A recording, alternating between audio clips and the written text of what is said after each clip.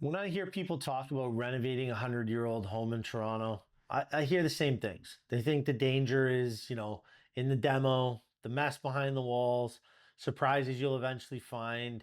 But once they start opening things up, um, they really start to see what the real dangers are. And the real danger, it's not the home itself. It's the mistakes that the construction team on site could possibly make, like the wrong structural support, wrong framing connection, temp shoring setup. If you're in a semi or detached or row, this becomes even more dangerous. And these are the things that, take your project to that stress, expensive, and chaotic disaster. And I've seen it all. I'll walk into homes, there's beams hanging on two nails. I've seen back walls collapse because shoring wasn't done right. Neighbors getting lawsuits, injuries on job sites. These aren't small mistakes. These are moments where, your project is going to literally fall apart. So today I'm going to tell you exactly what to watch out for in these older Toronto homes. And I'm going to tell you the biggest mistakes you need to avoid if you want to build safe. Because if you don't, the real dangers, the ones you can't protect yourself from, they're, going to happen and they're not going to be pleasant for you. Hey everyone, Mike here from MGB Building Group. These older homes, they're standard for us. Full guts, complete restructures. The work always starts on site with the demo, knock down the walls, strip the plaster, swing a sledgehammer. What matters is what happens after all that stuff happens. Once we open up and see the structure, that's where these 100-year-old homes either gets transformed properly or get ruined. And over the decades of doing this, I've seen some of the worst mistakes you can imagine. Their entire renovation destroyed. So let me walk you through the biggest construction mistakes people make with these older homes. The ones you need to know about before you even touch a single wall. Most of these renovation disasters that you hear about, they don't happen because someone didn't care. They honestly happen because someone didn't understand the house they were working on. These 100-year-old homes are not like new homes. They're complicated. These homes have a lot of patchwork, old renovations, repairs, decades of the previous owner's uncle fixing everything. And every time you open something up, you're uncovering a potential problem. The biggest mistake anyone can make is trying to treat these 100-year-old homes like a new build. And that's why construction mistakes in these homes hit so much harder. Sloppy demo can compromise structural walls. Rush decisions cost thousands. Underpinning can destroy an entire project. You can't wing it with these types of homes. You can't guess. You can't assume. You need to have everything planned every step of the way. Before we start talking about the specific mistakes, I want you to do something for me. Imagine that you're standing inside one of these old Toronto homes. Plaster's off the ceiling. It's stripped from the walls. Joists are exposed. Everything you were curious about is now right in front of you. And then you start to spot the things you weren't expecting. Floor joists hacked to pieces by previous renovations, load-bearing walls sitting on nothing, brickwork should be there, but it's not, joists overlapping, but they're not connected, a temporary post somebody left in place that, wasn't temporary because it's been there for 40 years.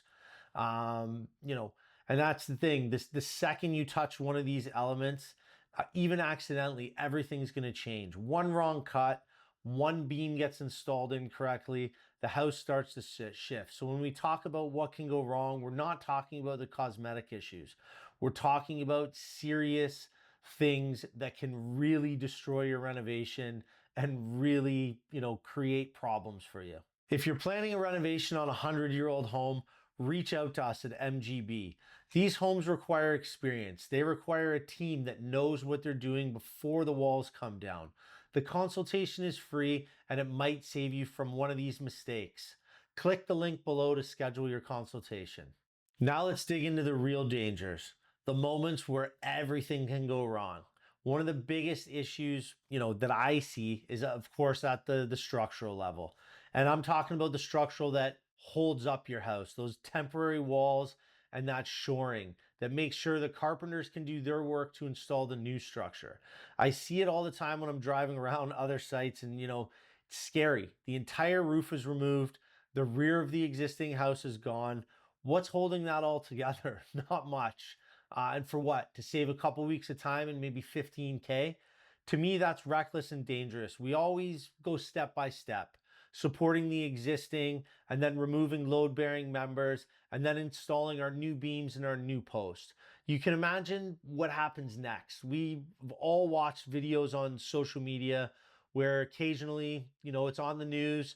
It's not bad luck. It's that someone doesn't know what they're doing. Another massive, fail on a construction site.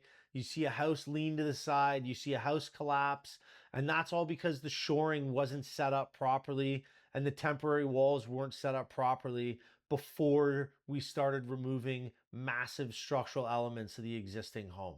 Underpinning in the and the basement lowering, is another area where we see massive mistakes happening. If you're not using engineered drawings, you're not checking the soil conditions, you're excavating in the wrong sequence, you're excavating too wide, too deep to save a couple bucks to move the project on a little bit quicker, you're jeopardizing the integrity of your entire home, possibly your neighbor's home.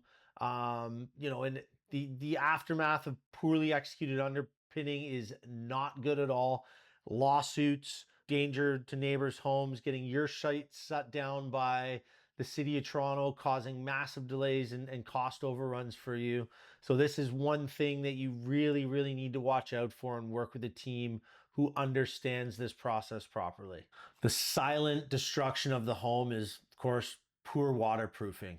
If you get this one wrong, you're going to be dealing with it for the life of your home, deteriorates your foundation, mold, all kinds of dangers there. And it's laziness on why this doesn't get done properly. So really watch out for poor waterproofing and ensure that it was done properly by a professional. Let me tell you a story about one of the worst structural mistakes I've seen. We were brought into a project halfway through. Client didn't want to change the builders. They were forced to change the builders. City, shut them down. Guys that were in there, unfortunately, had no clue what they were doing with these homes. Told them they could do it for quick, cheap. We know those things probably aren't aligning. You can probably have it done for cheap. So anyways, they'd open the walls, main floor, uncovered, huge open concept. The beams supporting the second floor installed beneath them. Instead of carrying the weight down for the footings, these beams were just essentially floating there. I don't know what happened with the drawings. Anyways, it was awful for the clients. We had to go in, bring our engineering team in there, obviously shore the house up properly, safely, make sure we weren't, at jeopardy of our house falling down, having any injuries to the neighboring house. So of course we went in, we put our pad footings in the basement at our specified depth, all that technical stuff that needs to happen there. Our steel columns went up and we caught our beams, and of course everything was supported, and then we were able to tie our floor joists into that as well. It's just when we see this type of work, and we do see it a lot, it's really hard for me just to understand how it's getting to this point with other builders out there and contractors out there. I just, it's inexcusable, and these are things that you really need to look out for as a homeowner. Go see the work, go to sites that are going to be the same as your site, and have your builder explain to you how they're going to support your home, and be able to install the new beams while supporting the old structure, how they're bringing the point loads down to the basement. So if you're planning to renovate one of these older homes, here's what I need you to keep in mind. First thing, simple: respect the structure. These homes have been standing for hundreds of years.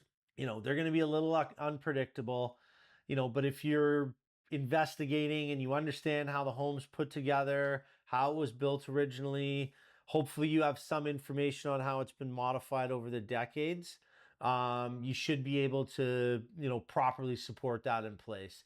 The second thing I want you to look out for is don't assume what you see is what you get. Just because something looks like brick and you think it goes all the way up, and your engineer has possibly said that it goes that way as well, please investigate, have a look, make sure you know what the structure is, Make sure your builders know what the structure is before they're getting into supporting anything on that's there. Because when you're looking at this structural work, these connections, the framing tie-ins, it all starts with the investigative work and knowing what's there. Third thing, you have to commit to doing the work right. All of it. The waterproofing, the structural, framing tie-ins, plumbing, electrical. It's not the glamorous part, but it's what's going to allow the glamorous part to shine for the next 50 or 60 years. When you're trying to save money on these parts, so you can buy the countertop, buy the flashy fixture, eventually it's not going to last, and those fixtures you have aren't going to last either. So it's not going to be worth it in the end. You're going to be paying to repair it anyways. Renovating a 100-year-old home in Toronto is one of the best experiences you can have. Beautiful neighborhoods, the character's unbeatable, and the finished homes become something that's truly special. But these houses demand respect. They demand the experience, and they demand the right team at every stage of construction. When you avoid the major mistakes, when you understand what's really behind the walls, and you commit to doing the hidden work properly, that's when your renovation becomes everything you imagined it would be. A lot can go wrong in these homes, but when you do it right, a lot can go right too. And that's the part we want for you. If you found this helpful, click over to our next video where we show you exactly how to take a 100-year-old structure and tie it in with your new addition framing, the new foundations, and the new systems throughout, without compromising the integrity of the original home.